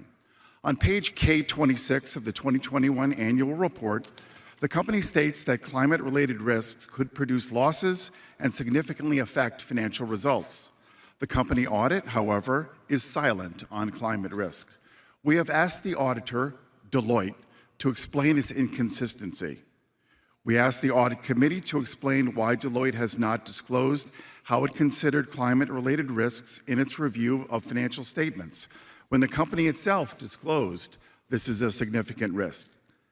Investors representing $68 trillion in assets make up the Climate Action 100+ collaborative engagement on climate change. Berkshire Hathaway is the only major public company in the U.S., the only one, to earn now for 2 years in a row a score of 0 on the CA 100+ net zero assessment of climate progress. the undisputed worst performer. This stands in stark contrast to Berkshire Hathaway's track record of usually strong long-term financial performance. In response to last year's non-insider majority shareholder vote, the company has made a start towards climate action. Much more is needed. Vice Chair Abel is the named CEO's successor. His annual meeting remarks, both in 2020 and last year, and his recent letter show he has a solid grasp of climate risk. We ask Vice Chair Abel to commence climate risk reporting at the parent company level. This would give the company a head start in complying with the SEC's new proposed climate disclosure rules that ask for more disclosure than we asked for in item 3. We ask all shareholders, both non-insiders and insiders, including the chair, to cast their votes for item 3 in support of parent company climate risk disclosures starting before the 2023 annual meeting. Thank you. Thank you. I do think it's worth discussing just a little bit who the actual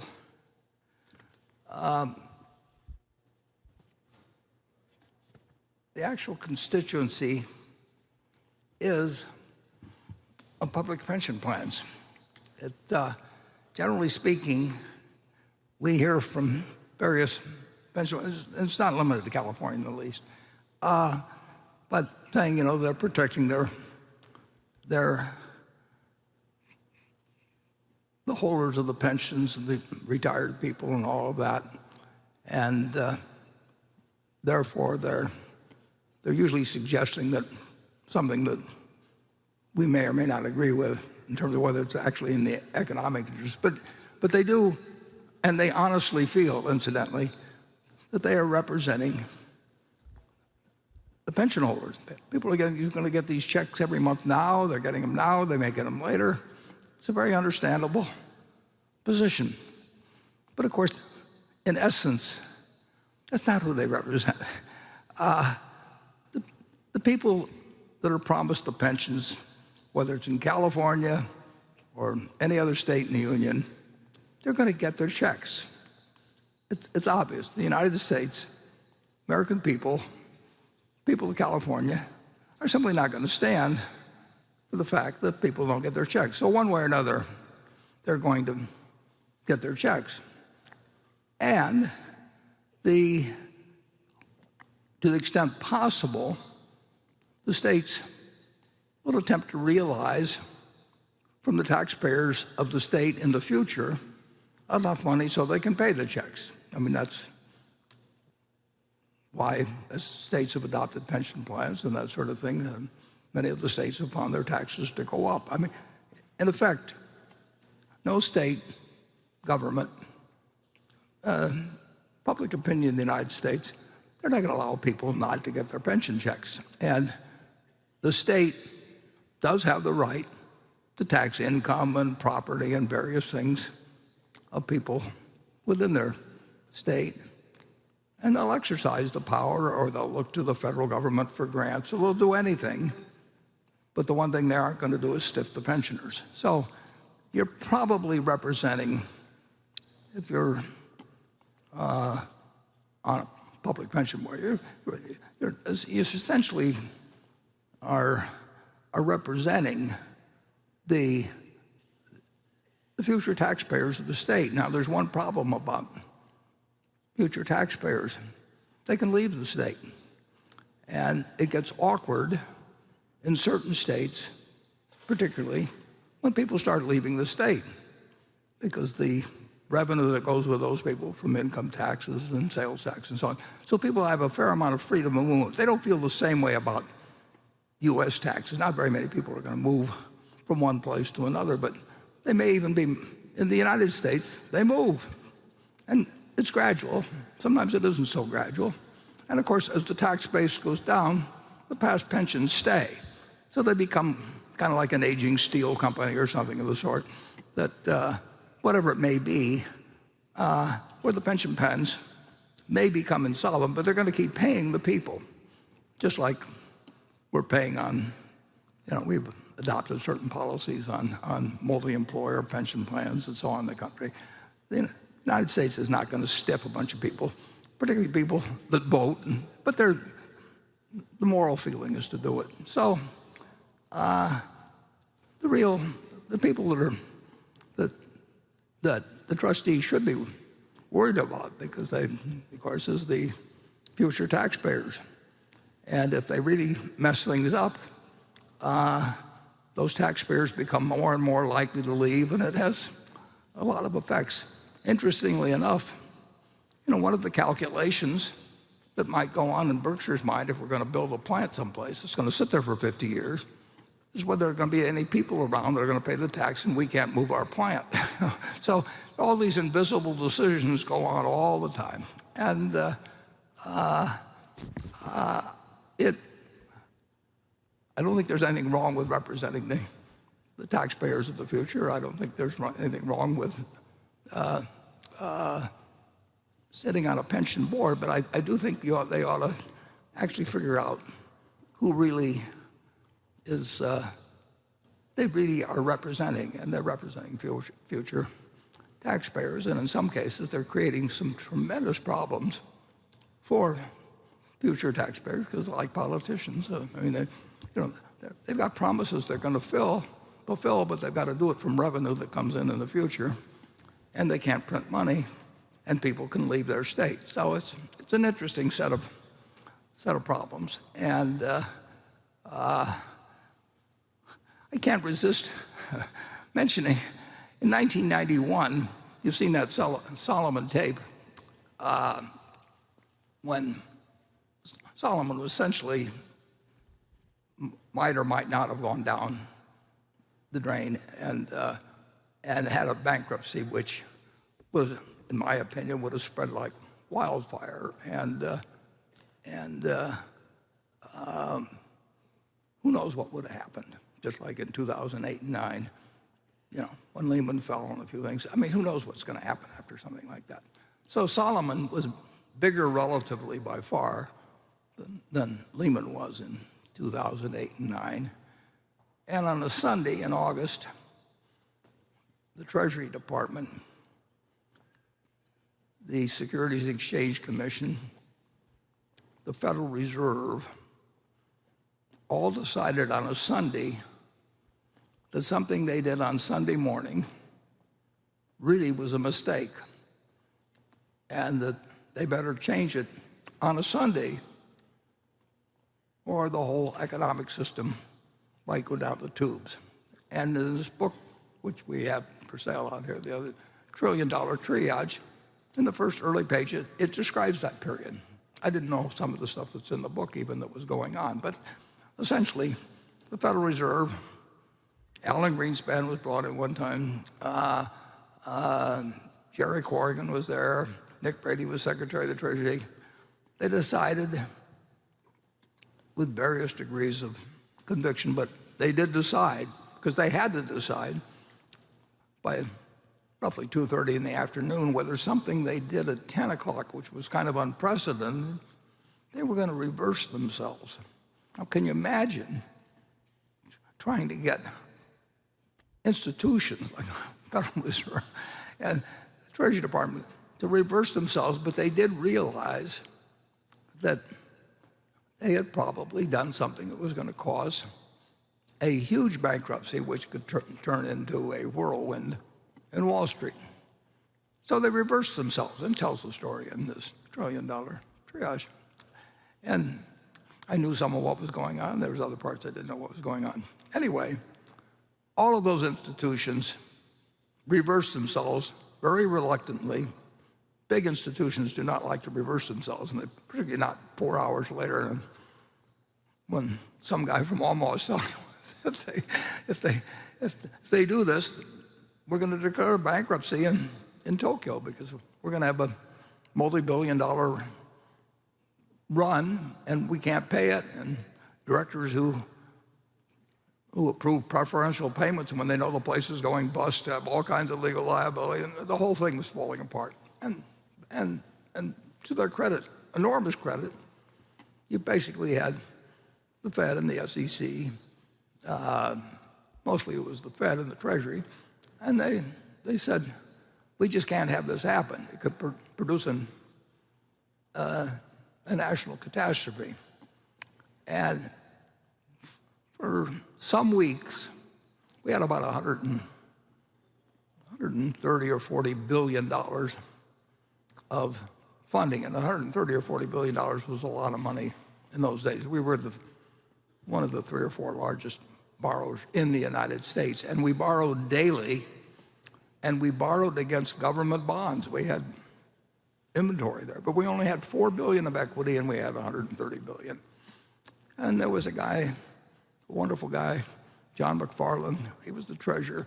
He slept down at the downtown offices, or right near their offices of Solomon, for days and days and days and days, because $1 billion a day was draining out. There was a run on Solomon, and it was a run that the Treasury and the Fed and the SEC did not want to have happen, and it reversed themselves and everything.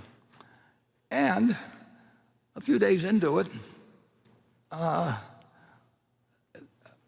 whatever reason, but CalPERS was a big lender to us, and they decided they weren't going to do business with Solomon anymore. So they were going to precipitate they were going to accelerate the run on.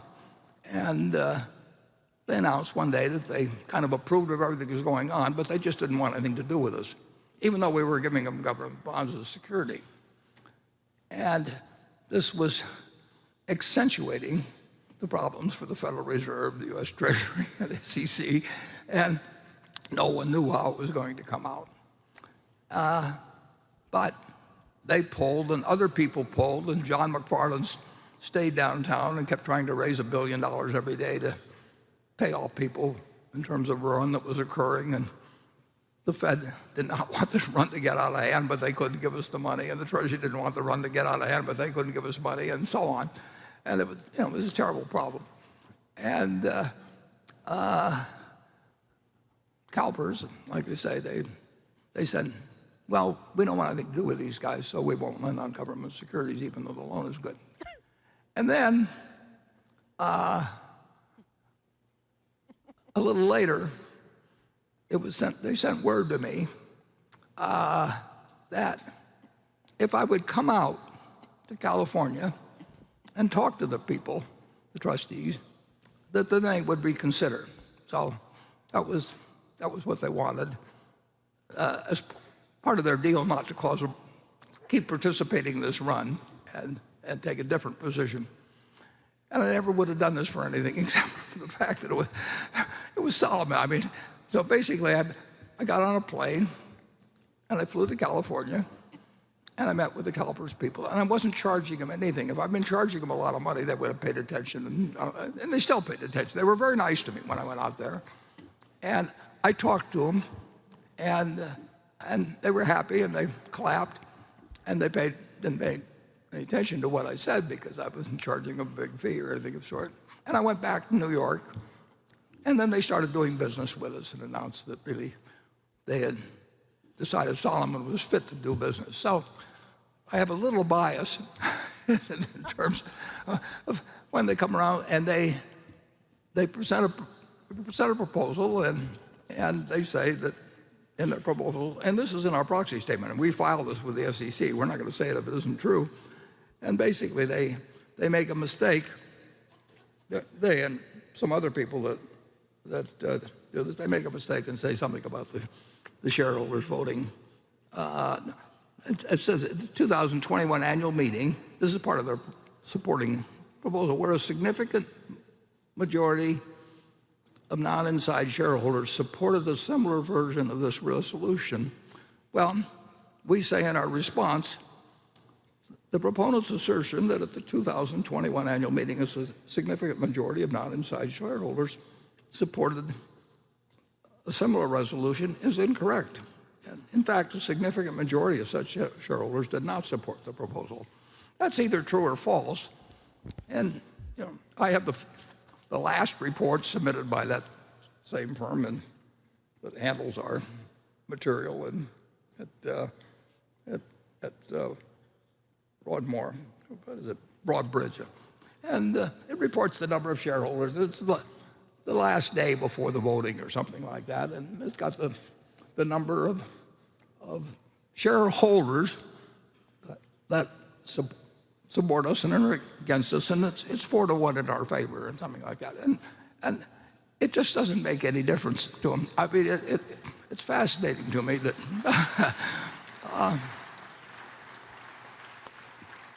and you know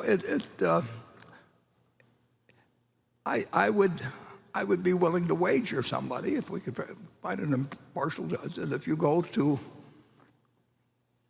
any group you want to pick, take the CEOs of the 5 leading utility companies in the United States, the CEOs of the 10 league, and ask them, whether Berkshire Hathaway Energy has been a leader in the field of renewables and so on, and they'd all say yes, but essentially you've got a group of people that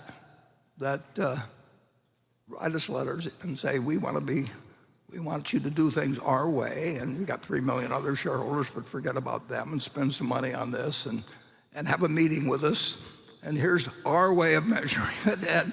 And admittedly, we've got all kinds of information up about what we've done, and they can come out to Iowa and look around, and it is the renewables capital of the world practically, and we're the ones that have done it, and that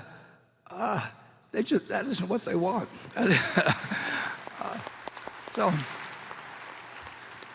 I'm for shareholder democracy and all that sort of thing, but the answer is that the resolution, they pay lots of money to somebody that probably works in these groups, and they've got groups of they've got their way of doing. I get letters from institutions in Europe, and they say, well, you may have 40 pages or a history going back to 2006 of explaining what you're doing, but here's the way we want you to do it. And how much energy is Garanimals, which we own, is it's just you have to think, as a person sitting here, and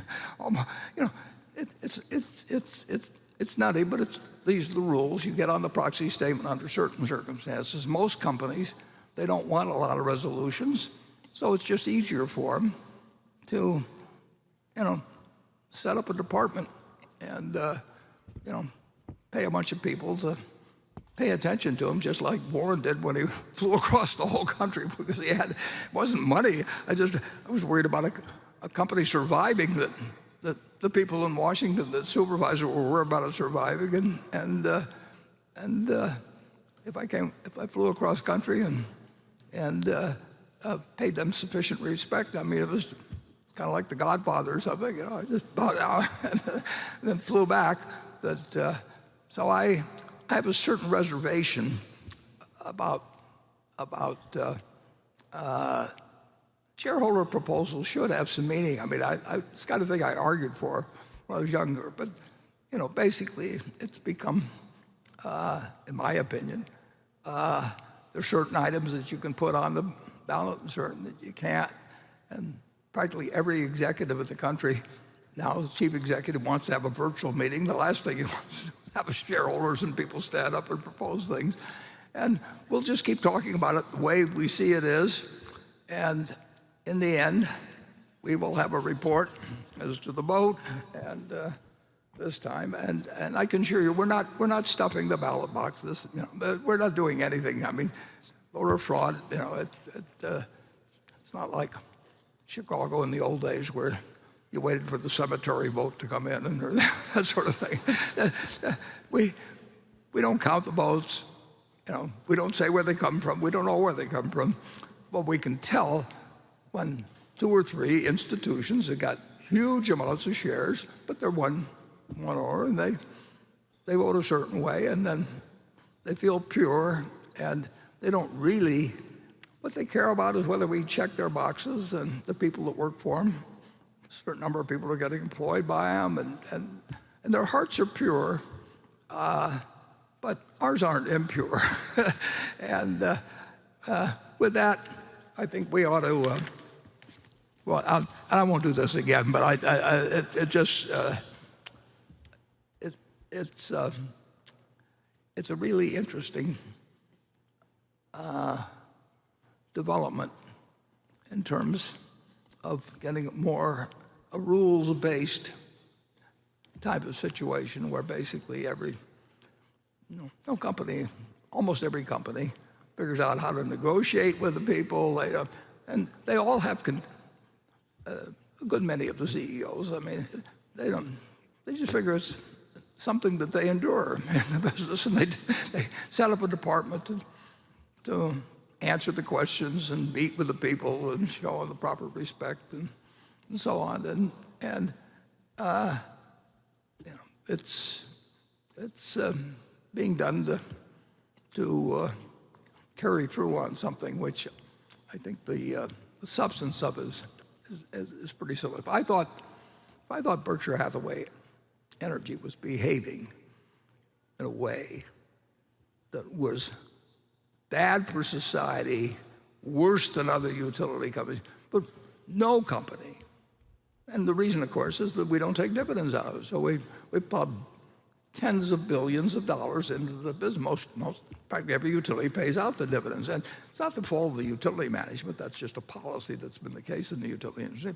But they don't really have much cash left over. And we have plenty of cash, and we'll put in more cash, and we're willing to build, whatever amount of transmission lines and all kinds of things that would be helpful to the country. And we're doing a fair amount of it, but we could do a whole lot more. And we're better positioned to do it, really, than any utility company in the country. And I think if you talk to other utility executives, I don't advise you to go and put them on the spot or anything, but they would agree.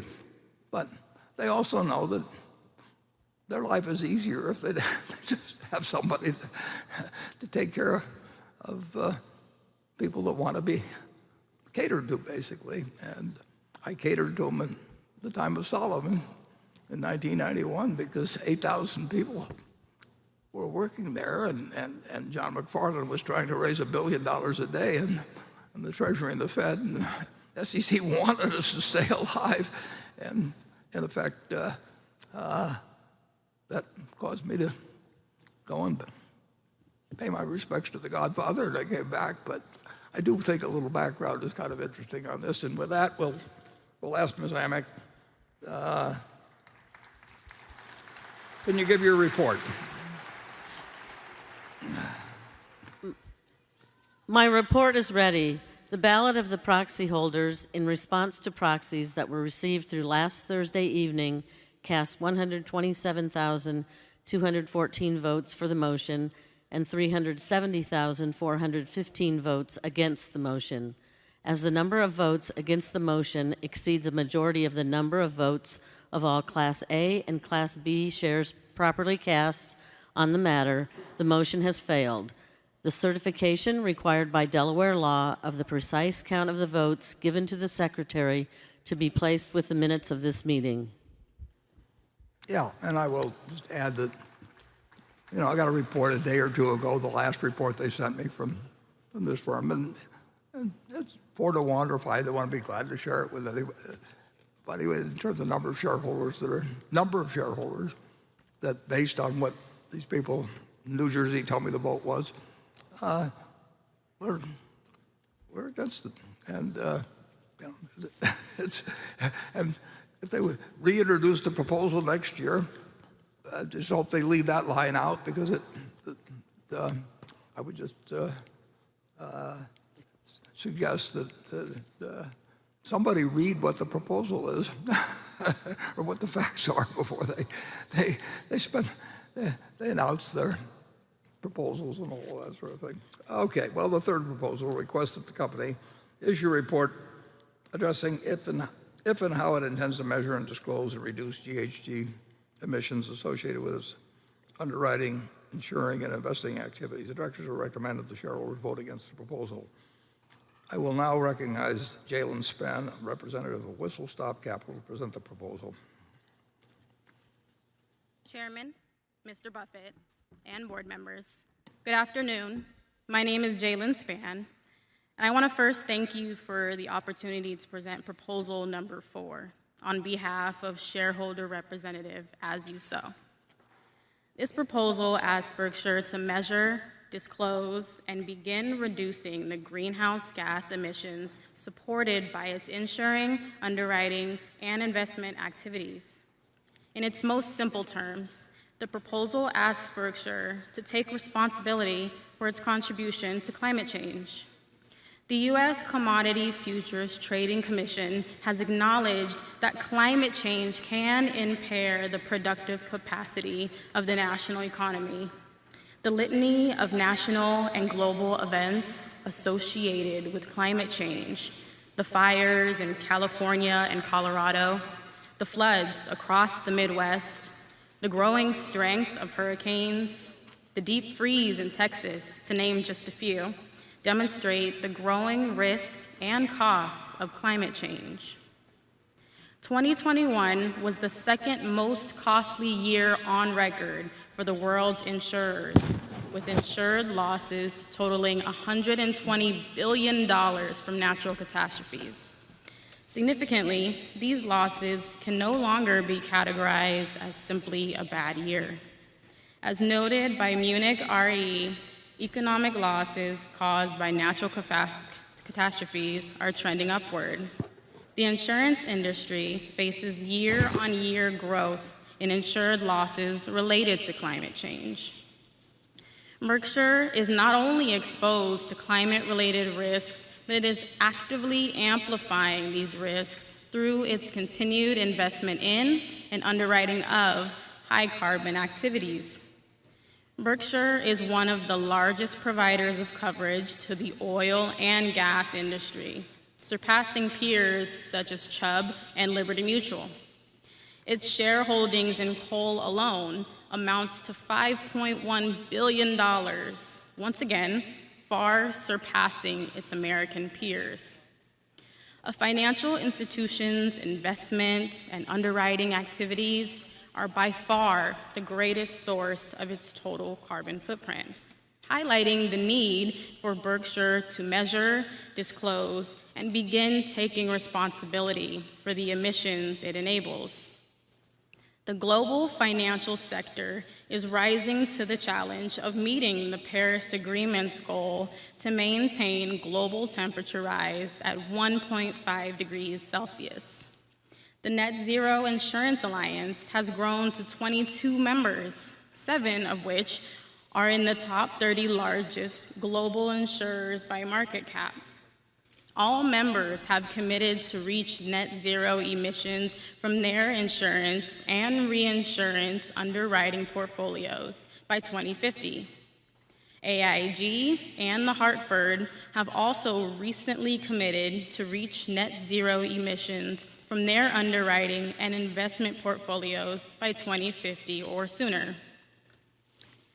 Berkshire is lagging both its American and its European peers, a position that increases climate risk globally and to its own portfolios. The insurance industry, and Berkshire specifically, has a key role to play in the ongoing low-carbon transition.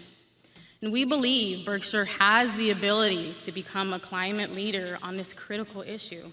And the first steps are to quantify the emissions associated with its underwriting and investing activities, disclose those emissions, and begin developing plans to reduce those emissions in alignment with the Paris goal.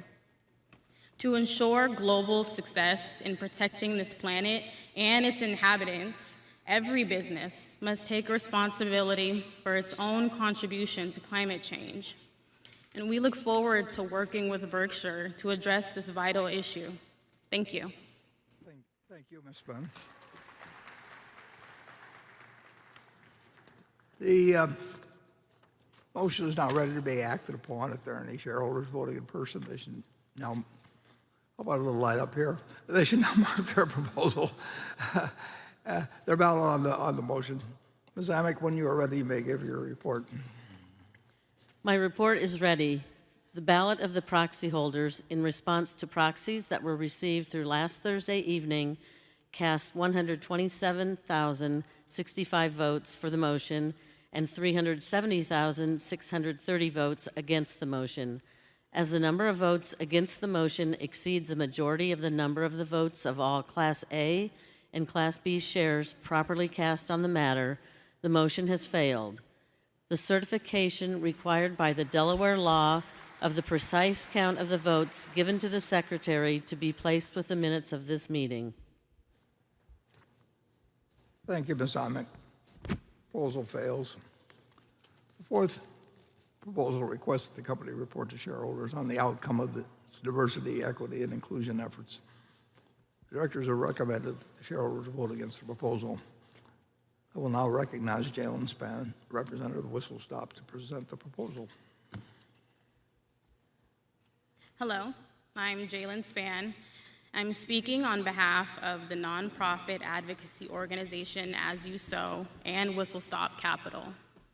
I formally move proposal number 5, asking for Berkshire Hathaway to report on the outcomes of their diversity, equity, and inclusion efforts by publishing quantitative data on their workforce composition and recruitment, retention, and promotion rates of employees by gender, race, and ethnicity.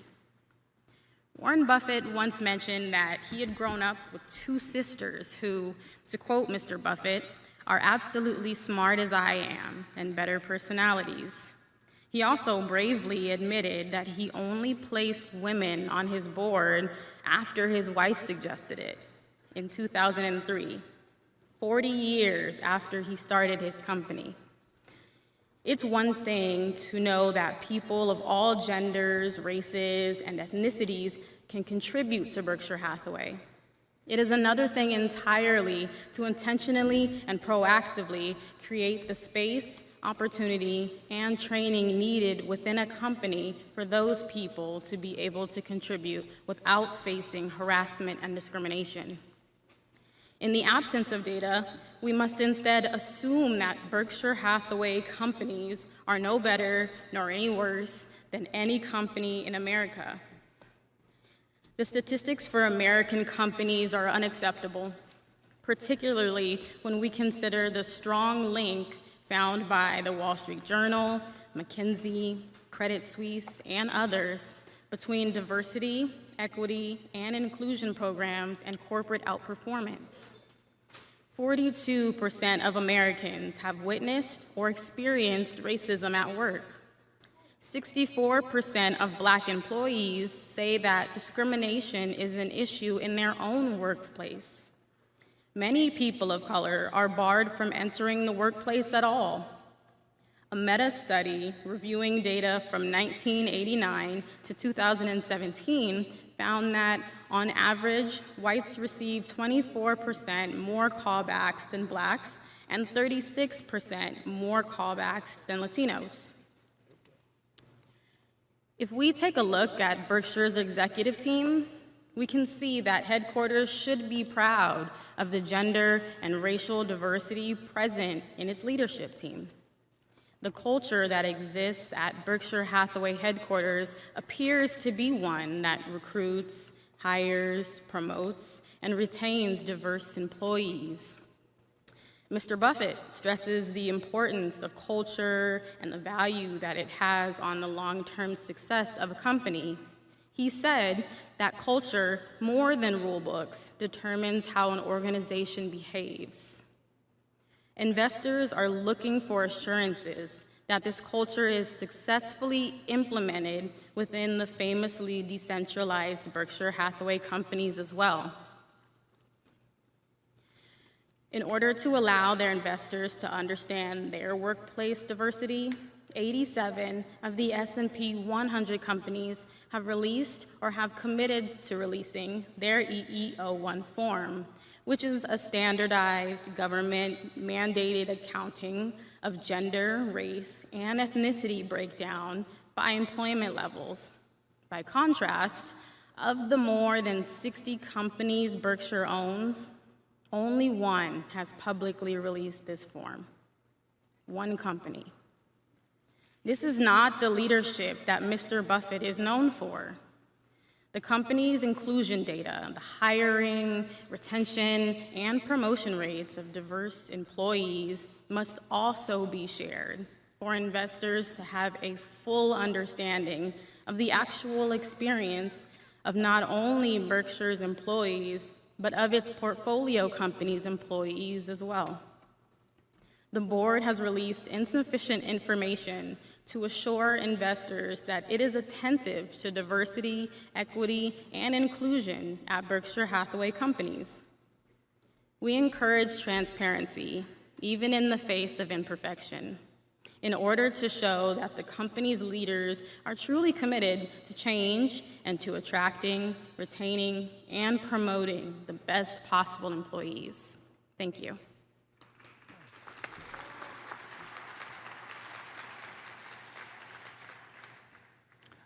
I certainly agree with you that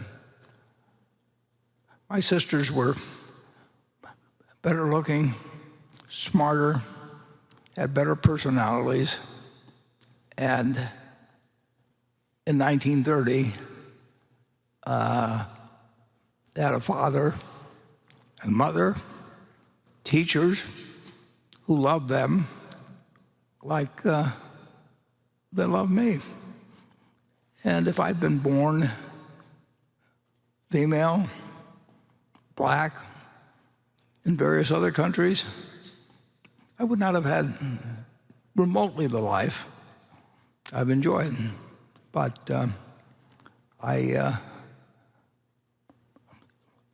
if what the people at the top believe is important in terms of how our subsidiaries behave, there's everybody that runs any one of our subsidiaries knows how I feel, and they also know that they're in charge of their own business. And that we think we've got great leaders in virtually every company we have. Every now and then we find we've made a mistake, obviously. But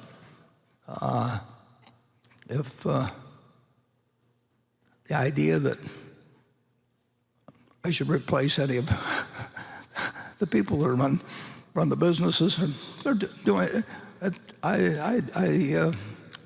I just don't think that's the way to operate. And I will tell you, just so that the question doesn't come up later, in terms of our shareholders, by, again, a 4 or 5 to 1 vote, so the owners of the Berkshire company, whether not forgetting about A or B shares, basically the big funds that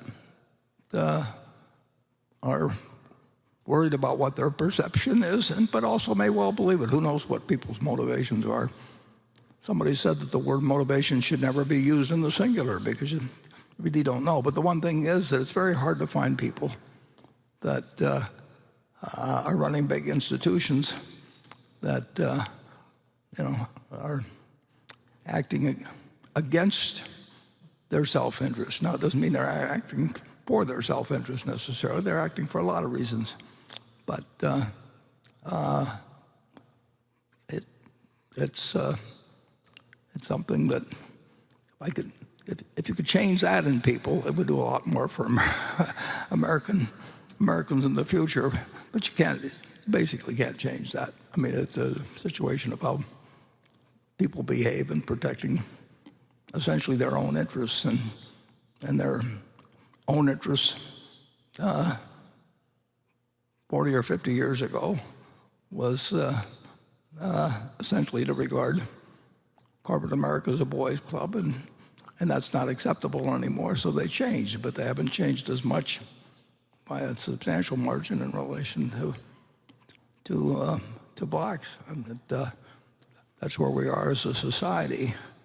But overwhelmingly, our shareholders don't agree with you, even though they had a chance to.